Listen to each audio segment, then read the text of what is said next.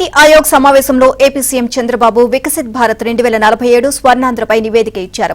పహల్గాం ఉగ్రదాడిని ఖండిస్తూ ఆపరేషన్ సింధూర్ను ప్రశంసిస్తూ చంద్రబాబు తన ప్రసంగాన్ని ప్రారంభించారు.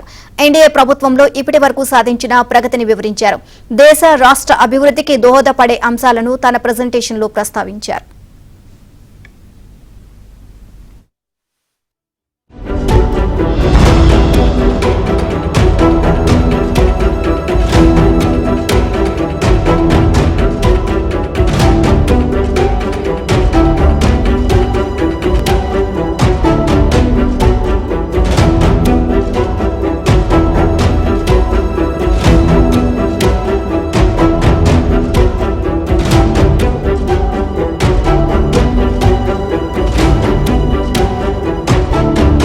సింధూర్ను ప్రశంసిస్తూ చంద్రబాబు తన ప్రసంగాన్ని ప్రారంభించారు.